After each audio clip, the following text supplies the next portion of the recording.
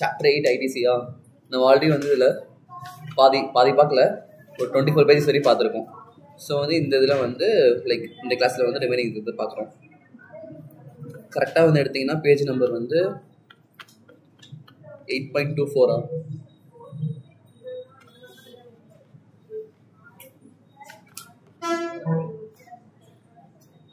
Okay. கரெக்டாக page number 8.24 கீழே ஒரு பாயிண்ட் இருக்கு பாருங்கள், ஃபைலிங் ஆஃப் ரிட்டர்ன்னு சொல்லிட்டு ஒன்று இருக்கு. அதுக்கு முன்னாடி வரைக்கும் இந்த ரீஅவைல்மெண்ட் ஆஃப் ரிவர்ஸ் ஐடிசி முடிச்சுட்டு ஃபைலிங் ஆஃப் ரிட்டர்ன்ல இருந்து நம்ம பார்க்க போகிறோம் இப்போ. ஸோ ஃபைலிங் ஆஃப் ரிட்டர்ன் என்ன சொல்கிறாங்க, the registered person taking ITC must file his return in GSTR 3B under section 39. The taxpayer should file GSTR 3B to avail ITC on eligible inverts. இந்த point பார்த்துருக்கோமா ரிட்டர்ன்ஸில். So வந்து ITC claim பண்ணோம் அப்படின்னா 2Bயில் வந்து எவ்வளோ ஐடிசிக்கு நம்ம எலிஜிபிள்னு சொல்லிட்டு ரிஃபெக்ட் ஆகிருக்கும். பட் ஆனால் 3B ஃபைல் பண்ணுறப்ப தான் வந்து நம்ம வந்து எவ்வளோ ஐடிசி எடுக்கிறோன்றது தெரியும். ஸோ வந்து எவ்வளோ ஐடிசி வந்து இன்வெர்ட் சப்ளைல எடுக்க முடியுன்றது 3Bயில் பண்ணுறது பொறுத்து தான் இருக்குது. ஸோ வந்து நெக்ஸ்ட் பார்த்தோன்னா வந்து குட்ஸ் ரிசீவ்டு இன் லாட்ஸில் வந்து குட்ஸ் ரிசீவ் பண்ணுறோம் அப்படின்னா ITC available only on receipt of last லாட்ன்ற மாதிரி சொல்கிறாங்க. ஸோ வந்து லைக் லாட்டாக வந்து குட்ஸ் சப்ளை பண்ணுறோம் அப்படின்னா கடைசி லாட் சப்ளை பண்ணுறோம்ல, அதுக்கப்புறம் தான் இதுக்கு முன்னாடி பண்ண ப்ரீவியஸ் லாட்டில் இருக்க கிளைம்லேருந்து எல்லாமே வந்து லாஸ்ட் லாட் சப்ளை பண்ணி முடிச்சதுக்கப்புறம் தான் எடுத்துக்க முடியும். ஸோ வந்து இங்கே ஒரு எக்ஸாம்பிள் கொடுத்துருக்காங்களா, XYZ entry into a contract with ABC company for supply of 10 metric ton of chemical worth 1,18,000 inclusive of GST ன்னு சொல்லிட்டான் in the month of August. The chemical is to be delivered in lots over a period of 3 months. 3 monthsல வந்து லாட்டாக கொடுக்குறாங்களாமா. The ABC raises the invoice for the entire amount in August and XYZ also makes the payment in the same month, but the supply is completed in November. புரியுதா, நவம்பர்லேயே invoice போட்டாங்க, நவம்பர்லேயே payment பண்ணிட்டாங்க, but supply வந்து ஆகஸ்ட்லேயே invoice போட்டாங்க, ஆகஸ்ட்லேயே payment பண்ணிட்டாங்க, but supply வந்து முடிஞ்சது நவம்பரில் தான். Though XYZ paid the full tax as early as August, it can take the ITC of the same only on receipt of the last lot of chemical in the month of நவம்பர்னு சொல்கிறாங்க. புரிஞ்சா? So வந்து last lot கொடுத்ததுக்கப்புறம் தான், receive பண்ணதுக்கப்புறம் தான் வந்து ITC claim பண்ணிக்க முடியும். அதுக்கப்புறம் payment for the invoice to be made within 180 days. Invoice issue பண்ணுறாங்க அப்படின்னா அதுக்கான பேமெண்ட் வந்து 180 daysக்குள்ளே பண்ணியிருக்கணுன்ற மாதிரி சொல்கிறாங்க. The registered person must pay to the supplier the value of the goods and services along with the tax within 180 days from the date of issue of invoice. However, where registered person who has availed ITC on inward supply fails to pay to the supplier the amount towards the value of such supply, whether wholly or partly, along with tax payable thereon within 180 days from the date of issue of invoice by the supplier, shall pay or reverse an amount equal to ITC availed in respect of such supply, proportionate to the amount not paid to the supplier, along with the interest payable thereon under section 50, while furnishing the return in the form GST 3B for the tax period immediately following the period of 180 days from the date of issue of invoice. இந்த பாயிண்ட்டும் அப்படி பார்த்துருக்கணும் இருக்கா, invoice issue பண்ணிட்டாங்க, but ஆனால் payment வந்து 180 daysக்குள்ளே பண்ணலை அப்படின்னா நம்ம வந்து இன்வாய்ஸ் பேஸ்டில் தான் நம்ம வந்து ஐடிசி கிளைம் பண்ணுவோம். பட் ஆனால் பேமெண்ட் பண்ணிட்டாங்களா இல்லையான்றது தெரியாது. ஸோ இன்கேஸ் வந்து இன்வாய்ஸ் இஷ்யூ பண்ணிட்டாங்க, ஐடிசி கிளைம் பண்ணிட்டாங்க, பட் ஆனால் வந்து பேமெண்ட் வந்து பண்ணலை, 180 daysக்குள்ளே பண்ணலை அப்படின்னா அந்த 180 daysக்கு அப்புறம் நம்ம வந்து ஒரு GST 3B ஃபைல் பண்ணுவோம்ல, அந்த ஃபைல் பண்ணுறப்ப அது நம்ம எடுத்த ஐடிசி வந்து ரிவர்ஸ் பண்ணிடணும் அலாங் வித் இன்ட்ரெஸ்ட் காம்போனண்ட்டோட சேர்த்து. சரியா? இதுக்கு வந்து எக்ஸப்ஷன் கூட என்ன சொல்கிறாங்கன்னு பார்த்தோன்னா, the condition of payment of value of supply within 180 days does not apply in the following situation சொல்லிட்டு supply on which tax payable under reverse charge. So ஆர்சிஎம்ல வந்து tax pay பண்ணுறாங்க அப்படின்னா அந்த டைமில் வந்து 180 days கண்டிஷனுக்கு வந்து கிடையாது. அதே மாதிரி deemed supply without consideration, ஒரு சில சப்ளை தான் ஈவன் தோ சப்ளையாகவே இல்லைனாலுமே அதை வந்து சப்ளை நினச்சிருப்போம்.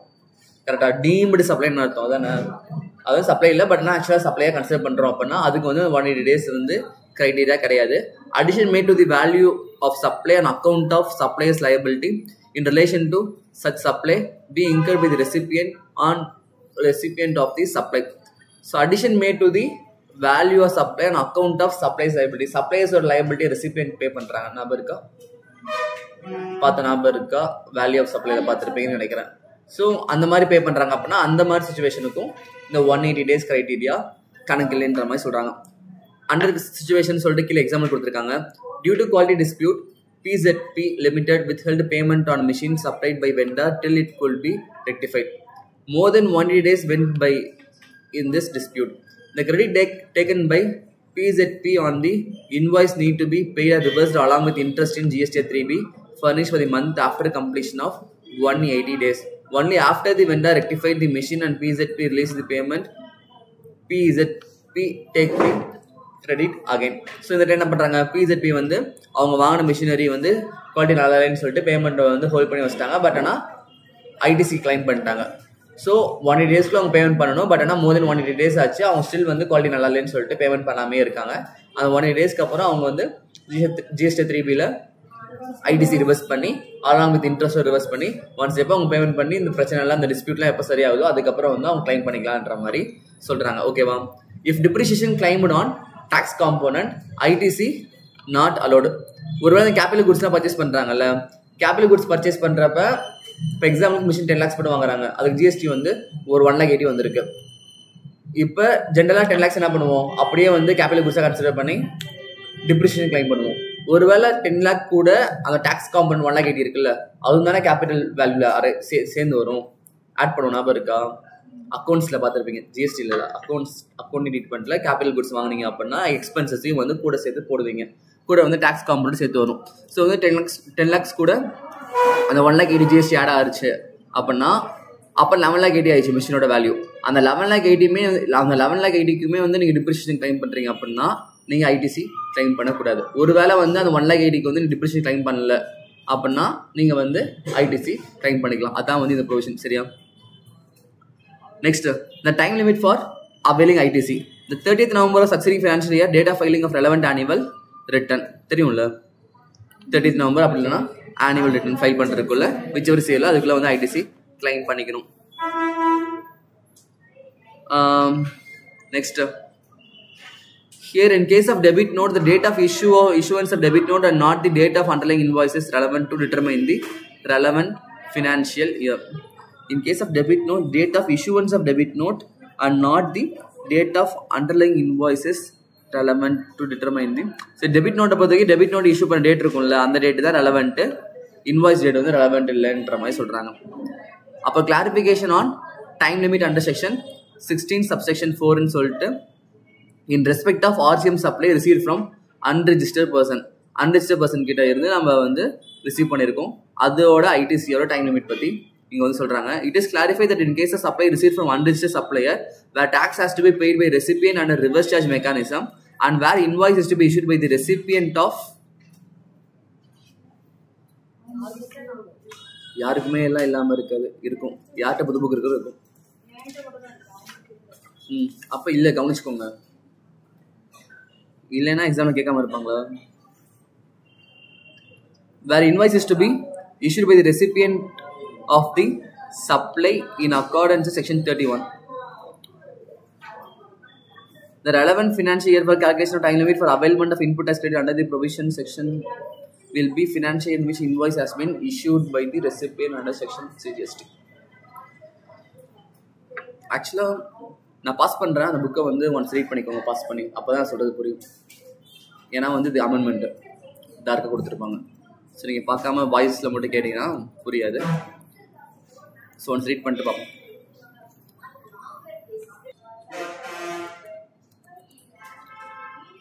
என்ன சொல்கிறாங்க இந்த இடத்துல வந்து, ஒரு வேளை சப்ளை வந்து அன்ரெஜிஸ்டர்ட் பர்சன்ட் இருந்து ஒரு ரெசிபியன்ட்டுக்கு போகுது அப்படின்னா அவங்க வந்து ஆர்சிஎம்ல கன்ஃபார்மாக பே பண்ணும். பட் ஆனால் ஆர்சிஎம்ல வந்து ரெசிபியன்ட் வந்து எப்போ பே பண்ணுவோம், எப்போ இன்வாய்ஸ் போடுவாங்க, எப்போ வந்து அவங்க பேமெண்ட் பண்ணுறாங்களோ அப்போ தான் வந்து இன்வாய்ஸ் போடுறாரு. ஸோ வந்து லைக் அவர் அந்த மாதிரி இன்வாய்ஸ் போடுறாங்களா, ஸோ இன்வாய்ஸ் பண்ணுற டேட் அப்போ டேக்ஸ் அமௌண்ட்டும் பே பண்ணுமா அந்த மந்த் கரெக்டானு. ஒருவேளை அவர் டிலே பண்ணி ஃபைல் பண்ணுறாரு அப்படின்னா எல்லாம் சேர்த்து வச்சு பே பண்ணணும். ஆனால் அதுக்கு முன்னாடி ஒரு பாயிண்ட் பார்த்தோம், அந்த 180 days கிரைட்டீரியான்றது ஆர்சிஎம்க்கு அப்ளை கிடையாது. புரியுதா? இன்வாய்ஸ் டேட் வந்து 180 days கிரைட்டீரியா வந்து ஆர்சிஎம்க்கு அப்ளை கிடையாது. ஆனால் ஆர்சிஎம்க்கு வேற ஒரு கிரைட்டீரியா அப்ளிகபிள். பேமெண்ட் பண்ண டேட் தானே அப்ளிகபிள் அவங்களுக்கு. ஜென்ரலாக ஆர்சிஎம் நம்ம பார்த்துருப்போம். ஆர்சிஎம்மோட சப்ளையோட இன்வாய்ஸுக்கான டியூ டேட் என்னன்னு பார்த்தோம்னா அவங்க எப்போ வந்து அந்த சர்வீஸ் ரிசீவ் பண்ணி பேமெண்ட் பண்ணுறாங்களோ அந்த ரேட்டு தான்ன்ற மாதிரி நம்ம டைம் ஆஃப் சப்ளைல ஆர்சிஎம்ல பார்த்துருப்போம். அங்கே பார்த்து நம்ம ரீகால் ஆச்சுன்னா இந்த பாயிண்ட் புரியும், இல்லைனா புரியாது. ஸோ லைக் அவங்க பே பண்ணுறாங்க அப்படின்னா எப்போ வந்து இன்ட்ரெஸ்ட் லைபிலிட்டியோட சேர்த்து பே பண்ணுறாங்க. Like he will be required to pay interest on such delayed payment of tax. The further, in case of delayed issuance of invoice with the recipient, he may also be liable to penal action under the செக்ஷன்ன்ற மாதிரி சொல்லிட்டாங்க. ஒருவேளை வந்து அவர் அந்த invoice delay பண்ணி issue பண்ணுறாருல, அதுக்கும் அவர் மேலே வந்து penal ஆக்ஷன்லாம் வந்து செக்ஷன்ஸ் படி எடுப்பாங்கன்ற மாதிரி சொல்கிறாங்க. கீழே வந்து ஒரு இது இருக்குது. A debit note dated 7th July 2024 is issued in respect of the original invoice dated 16/3/2024. சரியா? 16/3/2024னா போன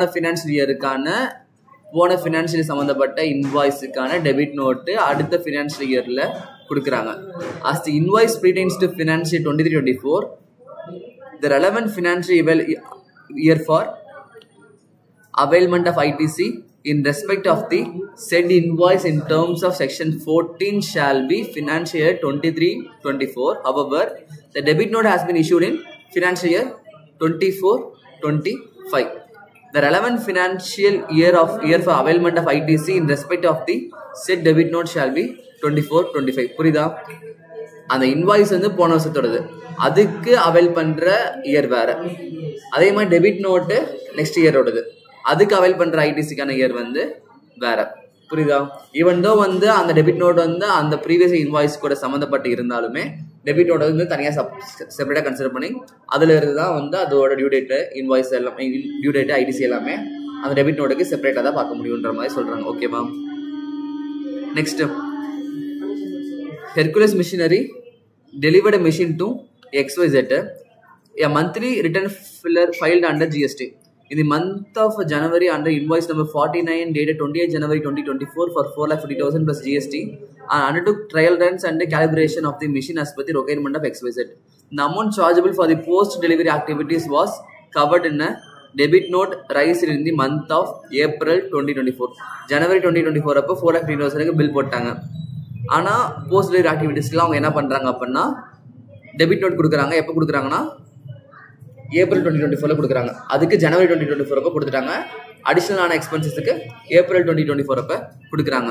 இந்த XYZ did not file its annual return for financial year 23-24 till November 2024. அதாவது ஜனவரியில் நடந்த டிரான்சாக்ஷன் இருக்கும்ல, அதுக்கான ஆனுவல் ரிட்டர்னை அவங்க வந்து நவம்பர் வரைக்குமே ஃபைல் பண்ண இல்லை.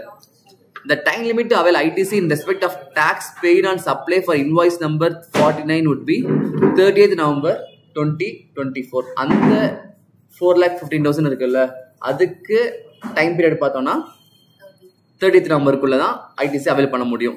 Since the debit note is received in the next financial year, the time limit for taking ITC on 50,000 is 30th November 2025, year of the filing the annual return for the preceding financial year, 30th November of the succeeding year. புரியுதா?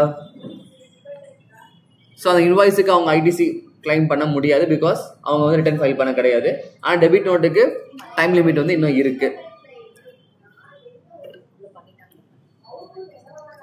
Next, exception. The time limit under section 16 does not apply to claim for re-availing of credit that has been reversed earlier. இங்க என்ன சொல்றாங்க?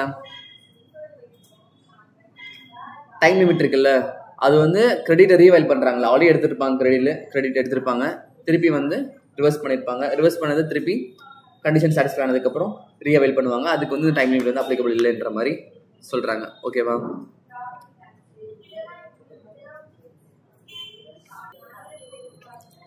So அடுத்து என்ன சொல்கிறாங்க? Time limit for taking ITC in case of revoked registration or கேன்சலேஷன்ற மாதிரி சொல்கிறாங்க. So இங்கே என்ன சொல்கிறாங்கன்னா, in case where registration of tax payer is cancelled and subsequently it is revoked. So registration cancel பண்ணிட்டாங்க, subsequently அந்த cancellation revoke பண்ணிட்டாங்க. Return for the period from the date of cancellation till date of revocation of cancellation cannot be filed on the portal by the taxpayer till their cancellation of registration is revoked. Correct தானே? அவங்க cancel பண்ண டேட்லேருந்து cancel revoke பண்ண date வரைக்கும் அவங்களால எதுவுமே வந்து file பண்ணிக்க முடியாது, பிகாஸ் அவங்களுக்கு ஆக்சஸே இருக்காரு.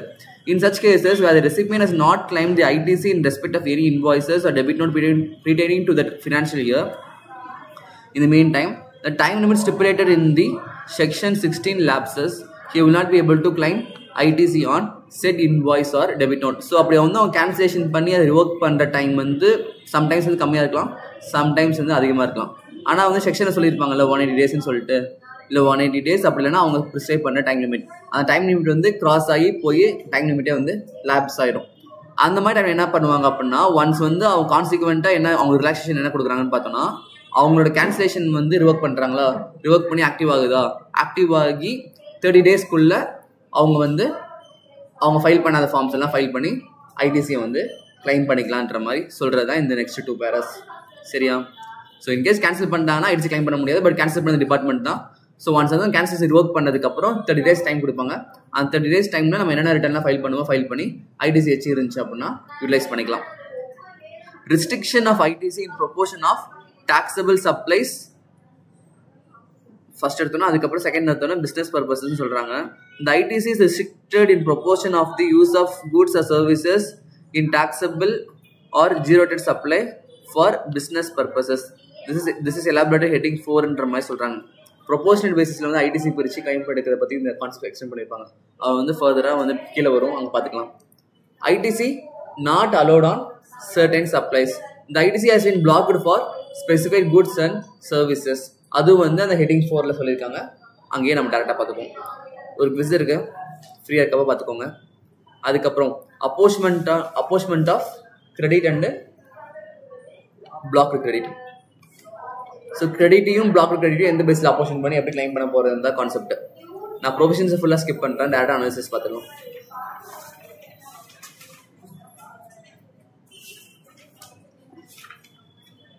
அனாலிசிஸ் என்ன சொல்றாங்க?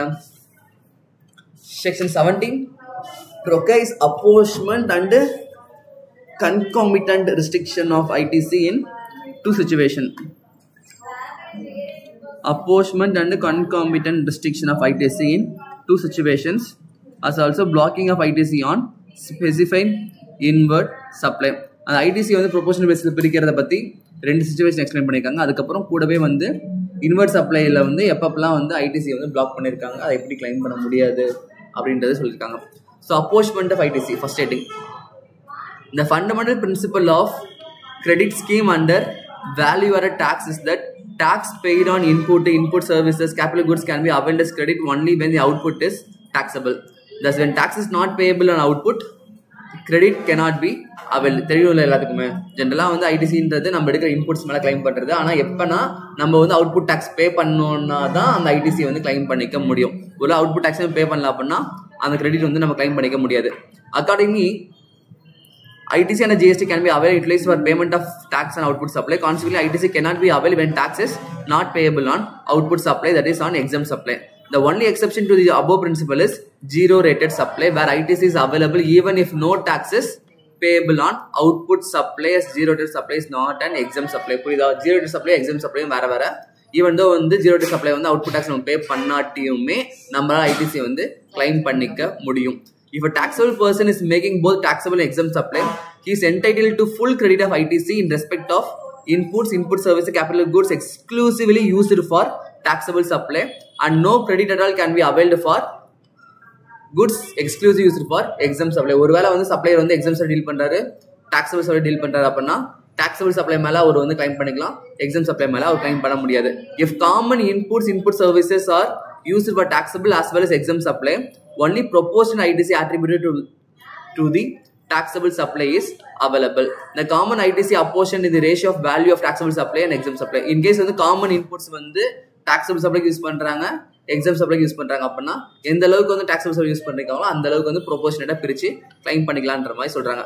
Also, in case goods and services used by the taxable person partly for business purpose and partly for non-business purpose is entitled to full credit of ITC in respect of inputs, services and capital goods exclusively used for business purposes, and no credit at all can be availed for goods and services exclusively used for non-business purposes. In case வந்து அவர் வந்து business purpose use பண்றாரு, நான் business purpose use பண்றாரு அப்படின்னா எந்த அளவுக்கு business purpose use பண்ணிருக்காரோ அந்த அளவுக்கு வந்து கிளைம் பண்ணிக்கலாம், எந்த அளவுக்கு வந்து நான் business purpose யூஸ் பண்ணிருக்காரோ அந்த அளவுக்கு வந்து கிளைம் பண்ண முடியாது. சேம் அதே தான், இஃப் காமன் இன்புட்ஸ் யூஸ் பண்ணிருக்காங்க அப்படின்னா only on proportional basis ITC can be availed. Next, Section 16 of IGST Act specifies that ITC may be availed on inward supply for making zero rated supply. The zero rated supply is an expression that covers two kind of supply. One is export and another is supply to CES and CES developer.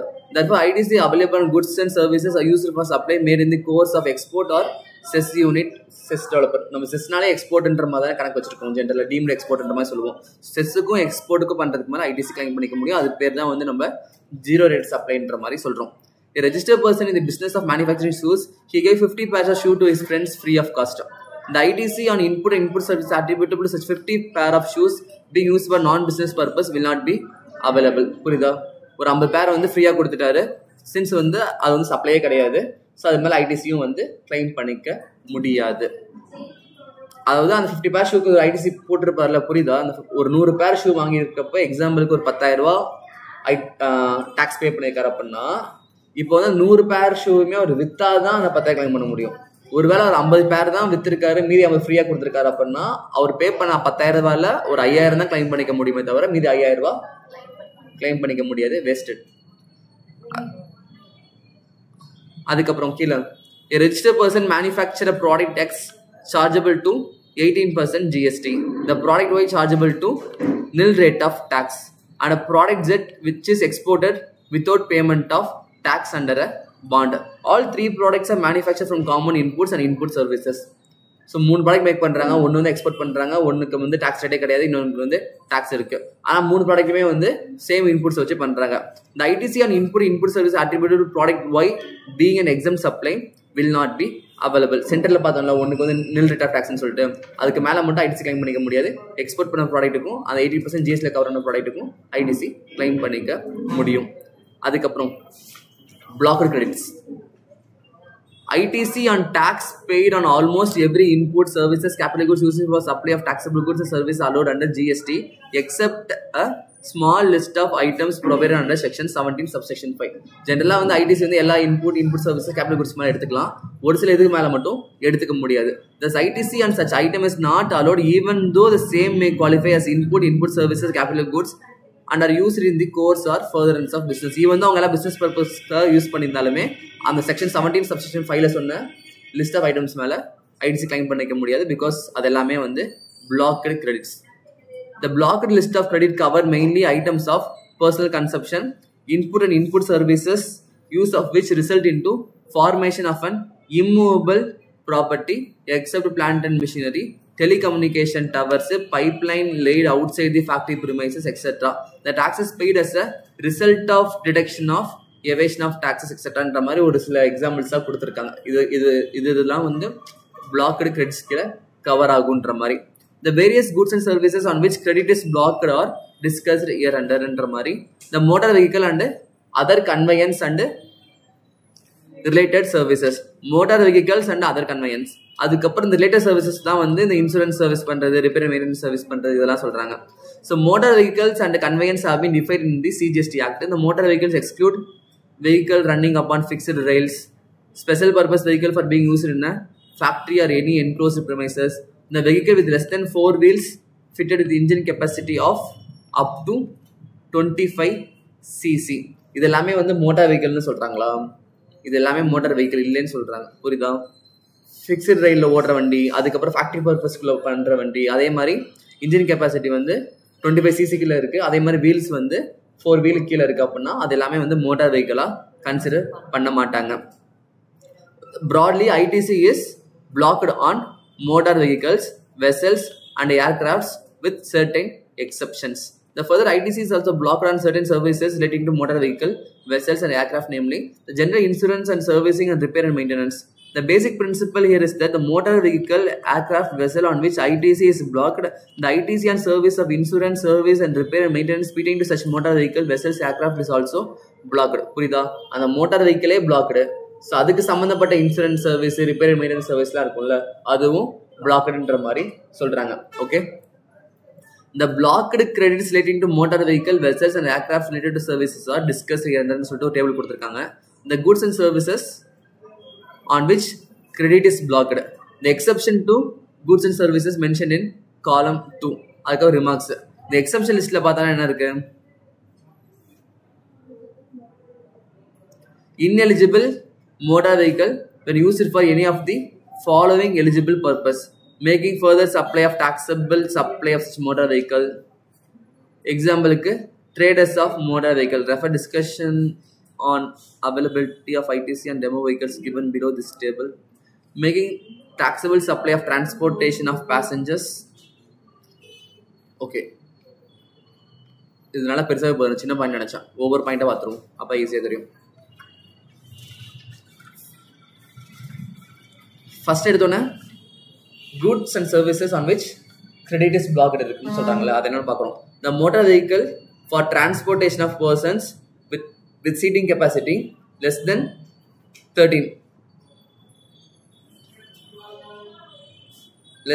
13% மாதிரி சொல்கிறாங்க, including தி driver. அப்படின்னா அவங்க வந்து claim பண்ணிக்கலாமா? Motor vehicle passenger transportation பண்ணுறாங்க, less than 13 members தான் உட்கார முடியும் அப்படின்னா அவங்க வந்து கிளைம் பண்ண முடியாது. அது வந்து பிளாக்டு கிரெடிட். செகண்ட் பாயிண்ட் என்ன சொல்கிறாங்க?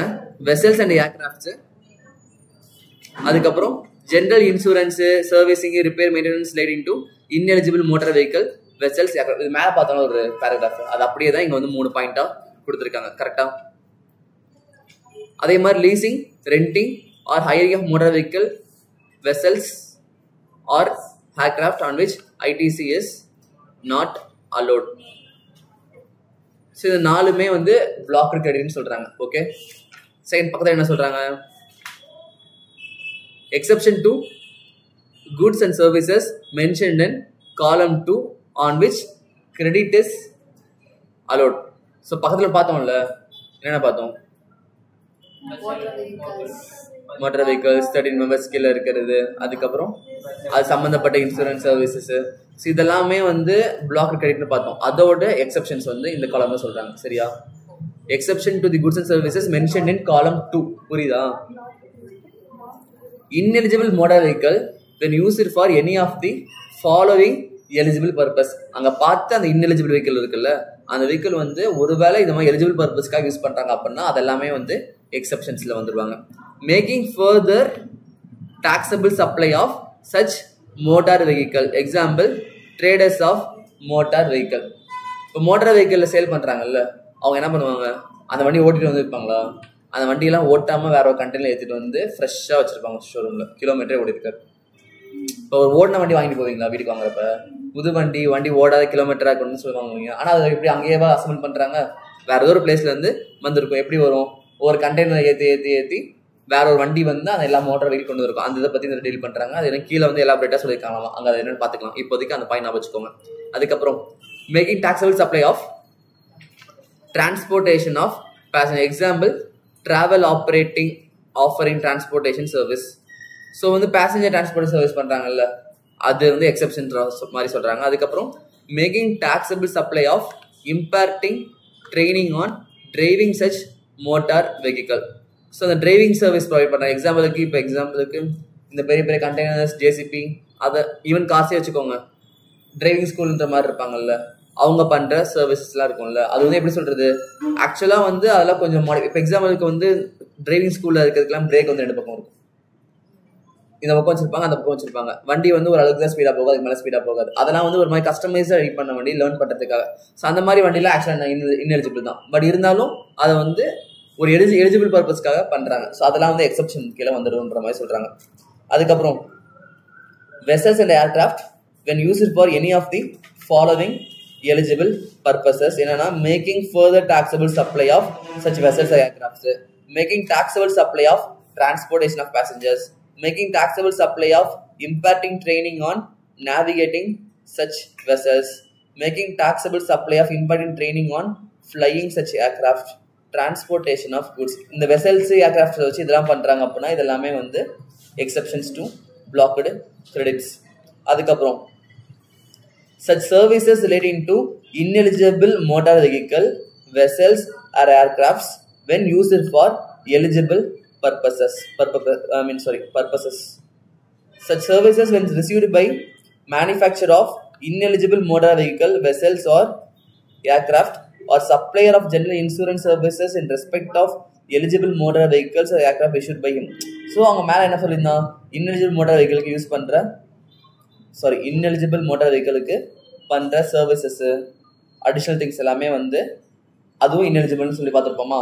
ஒருவேளை அந்த ineligible motor vehicle எலிஜிபிள் பர்பஸ்க்காக யூஸ் பண்றாங்க அப்படின்னா அப்ப அதுக்காக ஆகிற அடிஷனல் திங்ஸ் எல்லாமே வந்து எக்ஸெப்ஷன்ன்ற மாதிரி சொல்றாங்க. அப்ப அது மேலே கிளைம் எடுத்துக்கலான்றது அர்த்தம்.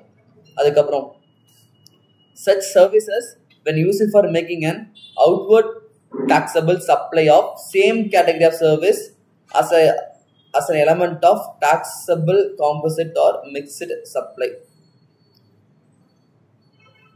Such services when used for making an outward taxable supply of the same category of service or as an element of taxable composite or mixed supply. ஒருவேளை அந்த சர்வீஸ் வந்து ineligible இருக்கலாம், பட் அந்த சர்வீஸை வந்து வேற ஒரு எலிஜிபிள் சர்வீஸோட காம்போசிட் சப்ளையாவோ மிக்ஸ் சப்ளையோ சப்ளை பண்றாங்க அப்படின்னா அந்த டைம்ல வந்து ஒரு டாக்ஸ் அமௌண்ட் பே பண்ணுவோம், அது வந்து எலிஜிபிள்ன்ற மாதிரி சொல்றாங்க. ஓகே.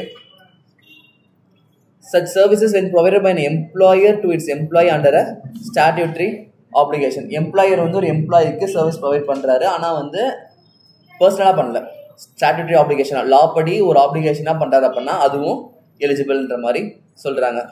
அதுக்கப்புறம் தேர்ட் காலம்ல என்ன சொல்றாங்க, ரிமார்க்ஸ் கொடுத்தாங்க. ITC on ineligible motor vehicle used for any purpose other than eligible purpose is not allowed. ineligible motor vehicle வந்து eligible purpose-க்காக யூஸ் பண்ணிருந்தாங்கன்னா allowed, ஒருவேளை வந்து ineligible purpose-க்காக யூஸ் பண்ணிருக்காங்க அப்படின்னா not allowed. ITC on motor vehicle for transportation of person with seating capacity greater than 13% including driver used for any purpose is allowed.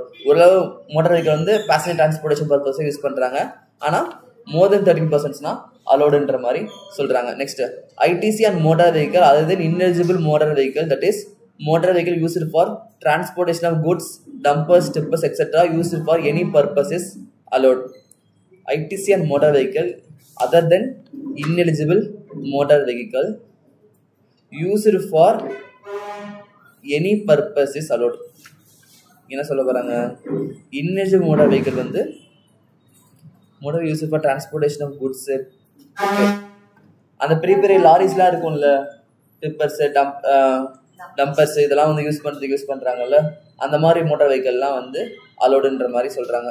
அப்புறம் ITC and vessels and aircraft used for any purpose other than eligible purposes not allowed. மேலே பார்த்தா அதே தான், மேலே வந்து இது பார்த்தோம் vehicles பார்த்தோம், இங்க வந்து ஏர்கிராஃப்டும் வெசல்ஸ்ன்ற மாதிரி பார்க்குறோம். அப்புறம் ITC is not allowed on service of general insurance, servicing, repair and maintenance relating to motor vehicles, aircraft, ITC on which is not allowed. அதே ITC is allowed on services of general insurance, servicing, repair and maintenance relating to motor vehicle services, aircraft, ITC on which is allowed. ஒருவேளை வந்து ineligible purpose தான, ineligible ITC like ineligible vehiclesக்கான insurance service, motor service இருக்கு அப்படின்னா allowed கிடையாது, அதே வந்து எலிஜிபிளா இருந்தா அலோடுன்ற மாதிரி சொல்றாங்க.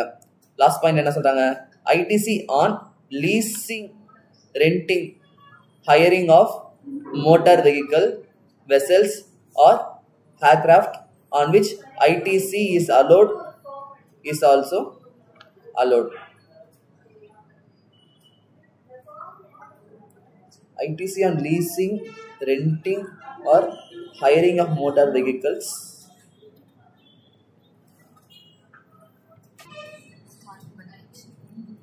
ஸோ என்ன சொல்கிறாங்கன்னா வந்து லீஸ் பண்ணுறாங்க, லீசிங் சர்வீஸ் ப்ரொவைட் பண்ணுறாங்கன்னா அந்த டிரான்ஸ்போர்ட்டேஷன் வெஹிக்கிளை வச்சு அந்த மாதிரி லீஸ் சர்வீஸ் ப்ரொவைட் பண்ணுறாங்க அப்படின்னா அவங்களுக்கு வந்து ITC அலோடுன்ற மாதிரி சொல்கிறாங்க. லீஸுக்கும் அலோடு, சேம் டைம் வந்து சப்லீஸுக்கும் அலோடு. ஒருத்தவங்கள்ட்ட இந்த லீஸுக்கு வாங்கி திருப்பி அதை வேற ஒரு லீஸுக்கு விட்டுருக்காங்களா, சப்லீஸு, சப்ரெண்டிங்கு, அதுக்குமே வந்து ITC வந்து அந்த மோட்டார் வெஹிக்கிள்ஸுக்கு அலோடுன்ற மாதிரி சொல்கிறாங்க. ஓகே, ஸோ அந்த டேபிள் முடிஞ்சு அதோட அதுக்கு திருப்பி வந்து clarification on availability of input tax credit in respect of demo vehicles which are motor vehicle for transportation of passengers having approved seating capacity of not more than 30%. So என்ன சொல்கிறாங்கன்னா வந்து ஒரு சில டெமோ வெஹிக்கிளுக்கு வந்து ITC வந்து available even though அதுங்களோட seating capacity வந்து 30% மேலே இல்லைனாலுமே. Demo vehicles are used by authorized dealers to provide trial run and to demonstrate features of vehicle to potential buyers. It helps the potential buyers to make a decision to purchase a particular kind of motor vehicle. Therefore, as demo vehicles promote sale of similar type of motor vehicle, they can be considered to be used by the dealer for making further supply of such motor vehicles. Accordingly, the input tax credit in respect of demo vehicle is not blocked and it is excluded from such blockage in terms of subclass A என்ற மாதிரி சொல்றாங்க. என்ன சொல்றாங்க, demo வெஹிக்கிள்ஸை வச்சு அவங்களால வந்து இன்னும் ஃபர்தராக ஏகப்பட்ட வெஹிக்கிள்ஸை வந்து சேல் பண்ண முடியும். அதில் உட்காந்து பார்த்து ஓட்டி பார்த்து முடிவு பண்ணால் அந்த வண்டி வேணுமா வேணாமான்னு சொல்லிட்டு. ஸோ அதனால் டெமோ வெஹிக்கிள் வந்து பிஸ்னஸ்க்கு யூஸ்ஃபுல்லாக இருக்கனால அதை வந்து ஈவன் தோ சீட்டிங் கெப்பாசிட்டி வந்து 30% மேலே இல்லைனாலுமே அது மேலே வந்து ஐடிசி வந்து பிளாக் பண்ணலை, கிளைம் பண்ணிக்கலான்ற மாதிரி சொல்கிறாங்க. ஓகேவா? அதுக்கப்புறம் ITC and car purchased by a manufacturing company for official use of its employee வந்து பிளாக் பண்ணிட்டாங்க. ஒரு மேனுஃபேக்சரிங் கம்பெனி வந்து கார் வந்து வாங்குறாங்க, எதுக்கு வாங்குறாங்க, எம்ப்ளாயிக்காக வாங்குறாங்க, அது வந்து blocked. ITC and car purchased by a car dealer for sale to customer, காரை வாங்கி கார் வைக்கிறாரு. ஸோ பிஸ்னஸ் ஃபுல்லாக business transaction purchase and sale தான் இருக்குது. ஸோ வந்து ITC allowed.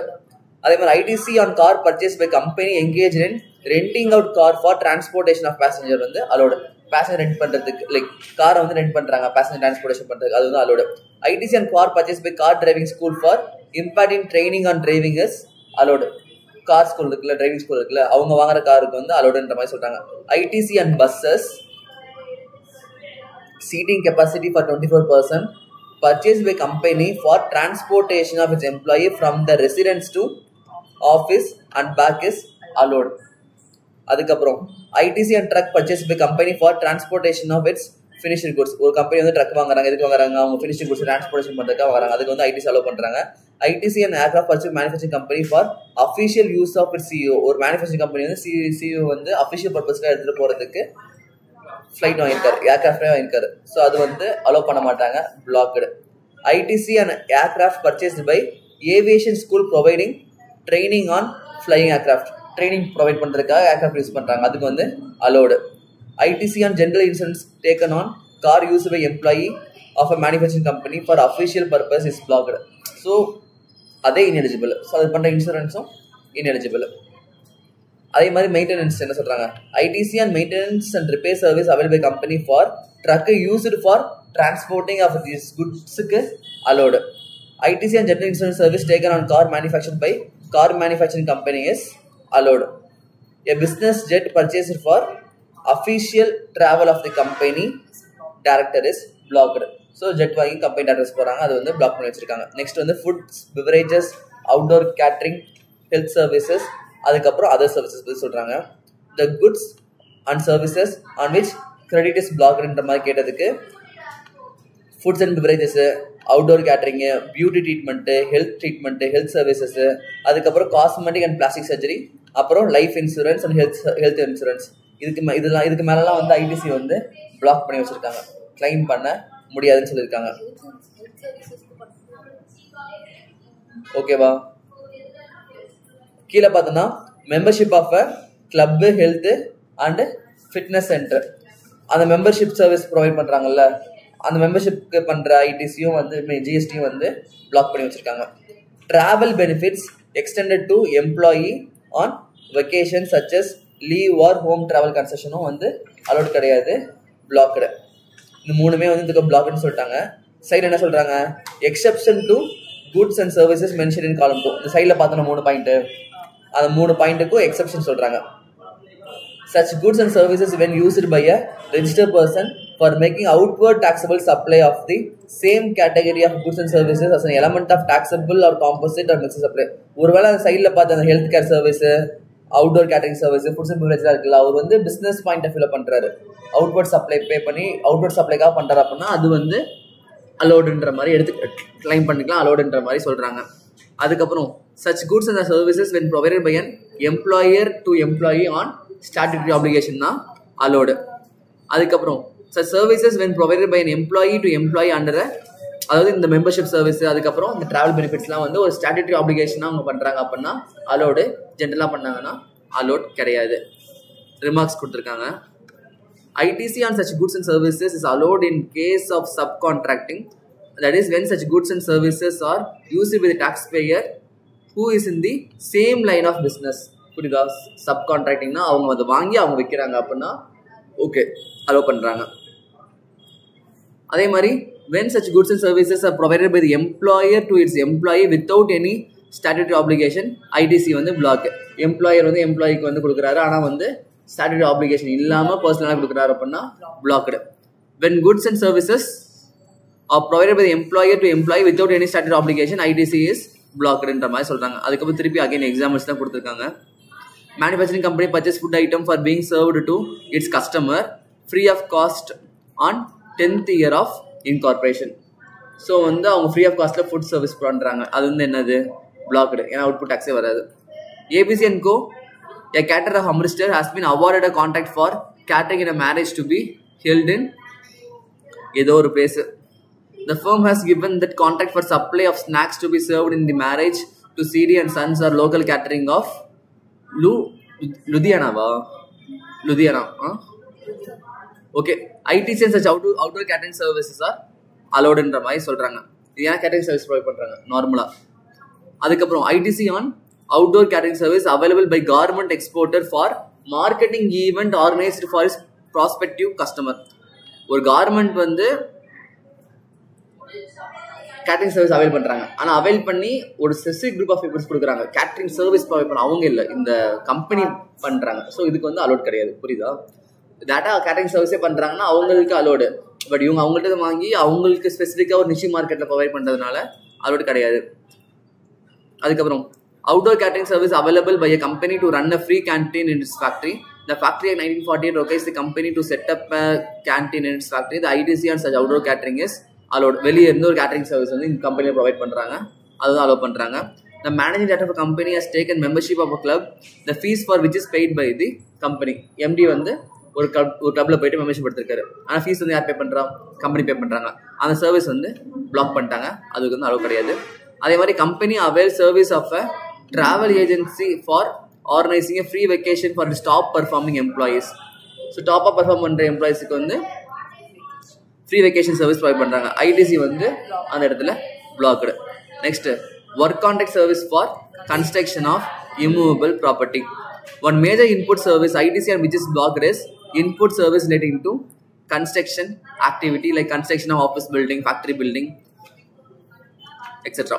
However, the ITC is available for routine construction related service like repairs, maintenance, renovation, etc. of office and factory building. Thus, broadly, ITC of construction service is not available when the expenses are capitalized in the books of account. Here, it needs to be noted that capitalization of an expenses does not depend on whether taxpayer intends to avail ITC, but on basis of accounting standard and GAAP. So, in case வந்து அந்த capital investment இருக்குல்ல, அது எல்லாமே என்ன பண்ணுவோம், புக்ஸில் வந்து கேபிட்டலாக like capital எக்ஸ்பென்சஸாக காட்டிடுவோமா? ஆனால் அதுக்கு பண்ண ரிப்பேர்ஸ் மெயின்டெனன்ஸ் தான் பேனலாக வரும். அதுக்கு பண்ண ரிப்பேர்ஸ் மெயின்டெனன்ஸ் சர்வீஸ்லாம் நம்ம வந்து ITC கிளைம் பண்ணிக்கலாம். பட் ஆனால் வந்து பில்டிங் கன்ஸ்ட்ரக்ஷன் பண்ண இன்புட் சர்வீசஸ் மாதிரிலாம் வந்து ITC வந்து கிளைம் பண்ண முடியாதுன்ற மாதிரி அவங்க சொல்கிறாங்க.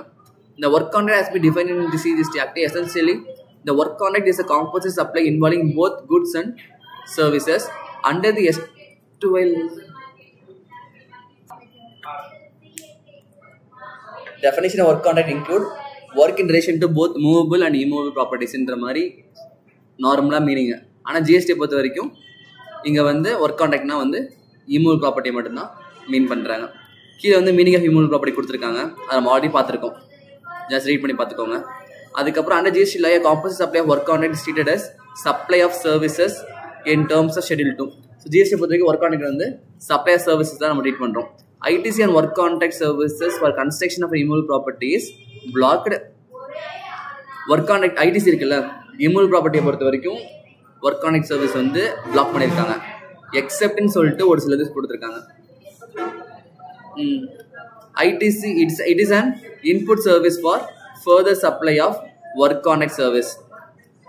ITC and work contract service can be availed only by the taxpayer who is in the same line of business. That is, only a work contractor can avail ITC on work contract service received by him. மேலே பார்த்தோம்ல அதே மாதிரி தான் இங்கே வந்து like அதே ஃபீல்டில் இருக்க பிஸ்னஸ் பண்ணுற பீப்புள்ஸ் வந்து அவைல் பண்ணிக்கலாம், வேறு யாரும் பண்ண முடியாது. அதே மாதிரி immovable property is plant and machinery. The plant and machinery affixed permanently to the earth constitutes an immovable property. However, ITC on contract services used for construction of such plant and machinery is allowed as a exception. அந்த plant and machinery construction பண்ணுறதுக்கு work contract higher பண்ணியிருந்தோம் அப்படின்னா அந்த டைமில் வந்து like ITC claim பண்ணிக்கலாம். இது வந்து ஒரு எக்ஸப்ஷன்ன்ற மாதிரி சொல்கிறாங்க. மீனிங் ஆஃப் கன்ஸ்ட்ரக்ஷன் அப்படி பார்த்துருக்கீங்க. அண்ட் பிளான்ட் அண்ட் மிஷினரி உங்களுக்கு என்னன்னு தெரியும். இது எல்லாமே நம்ம அப்படி பார்த்துருக்கோம். Thus, ITC on work contract service availed for construction of eligible plant and machinery is allowed to the recipient irrespective of the line of business of such recipient and irrespective of whether expense is capitalized or not by the recipient. புரியுதா? So வந்து work contract service plant and மிஷினரிக்கு சம்மந்தம் மாதிரி பண்ணியிருக்காங்க அப்படின்னா அவங்க வந்து அதே பிஸ்னஸ்ல இருந்தால் மட்டும் தான் ஐடிசி கொடுக்கணும் அப்படிலாம் இல்லை.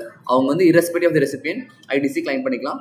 சேம் டைம் வந்து அவங்க ஈவன் தான் அதை கேபிட்டலைஸ் பண்ணியிருந்தாலுமே வந்து அந்த ஐடிசி இருக்குன்ற மாதிரி சொல்றாங்க. For instance ITC and work contract service for construction of machinery fixed to earth by foundation would be allowed. However, ITC and work contract service for construction of telecommunication would be blocked. புரியுதா? ஒரு machine வந்து எர்த்தோட fix பண்ற மாதிரி பண்றாங்க அப்படின்னா அதுக்கு allow பண்றாங்க. ஆனால் டெலிகம்யூனிகேஷனுக்கு அலோட் இல்லைன்றத சொல்றாங்க. அதுக்கப்புறம் கொஞ்சம் எக்ஸாம்பிள்ஸ் இருக்கு. அதை முடிச்சதுக்கப்புறம் self construction of immovable property வந்துருது. அந்த எக்ஸாம்பிள் மட்டும் பார்ப்போம். ITC and work contract service availed by a software company for construction of its office. அந்த இடத்துல பிளாக் பண்ணிட்டாங்க. அதே CDNCO, a work contract of Noida, has been awarded a contract for construction of commercial complex in Lucknow. The firm avails services of EF&Co, a local work contract of Lucknow, for the construction of complex. The ITC and such work contract service availed by CDNCO is allowed. அதாவது CDNCOவே யாரு? Work contractor. அவங்க வந்து EF&Co கிட்ட இருந்து வாங்கி பண்றாங்க. So அவங்களுக்குள்ள நடக்கிற அந்த டிரான்சாக்ஷனுக்கு ITC allowed. Next, ITC on work contract service availed by an automobile company for construction of foundation on which a machinery is to be mounted permanently. இது எக்ஸெப்ஷன் பார்த்தோம் ஞாபகம் இருக்கா? மிஷினரி வந்து லேண்டோட அட்டாச் பண்றாங்க அப்படின்னா அந்த டைம்ல வந்து அலோவ் பண்ணிக்கலாம். ஸோ இங்கேயும் அலோவ் பண்றாங்க. Next, ITC on work contract service availed by a manufacturing company for construction of pipeline to be laid outside its factory. இது வந்து blocked. A consulting firm has availed service of work contractor for repair of its office building. The company has booked such expenditure in its profit and loss account, and the ITC has the services allowed. Also, repairs and maintenance இதுக்கெல்லாம் வந்து work contract பண்ணியிருந்தாலுமே allow பண்ணிடுவாங்க. Telecommunication company has availed a service of work contractor for repair of its office building. The company has capitalized such expenditure. ITC வந்து இந்த கேஸ்ல வந்து block பண்ணி வச்சிருக்காங்க. ITC and work contract service for construction of immovable property is available only in the following 3 situations. சொல்லிட்டு when the work contract service availed by a work contractor for being used in further providing the work contract service na allowed. ஒரு work contract service வந்து another work contractor வந்து avail பண்றாரு அப்படின்னா அப்ப allowed. For construction of eligible plant and machinery, in this case ITC is allowed to all recipients irrespective of the line of business and whether expenses capitalized or not. இது வந்து plant and machinery சம்பந்தப்பட்டது. Third வந்து when the value of work contract service is not capitalized, in this case ITC is allowed to all recipient irrespective of their line of business. அந்த work contract service வந்து capitalize பண்ணல, மொத்தமா எக்ஸ்பென்சஸ்ல காட்டுறாங்க அப்படின்னா அந்த டைம்ல வந்து அலோவ் பண்றாங்க. ஒரு அவங்க கேபிட்டலைஸ் பண்ணி தான் டிப்ரிசியேஷன் எடுத்துருவாங்க, அதனால தான் அலோவ் பண்ண மாட்டாங்க. இன்கேஸ் அவங்க கேபிட்டலைஸே பண்ணல அப்படின்னா வந்து அலோவ் பண்ணிடுவாங்க. ஸோ நெக்ஸ்ட் வந்து பார்த்தோன்னா self construction of immovable property. அதுவும் ஜஸ்ட் ஒரு 1 பேஜ் தான் இருக்கு.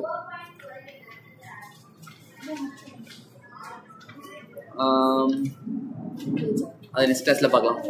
Self construction of immovable property after lunch.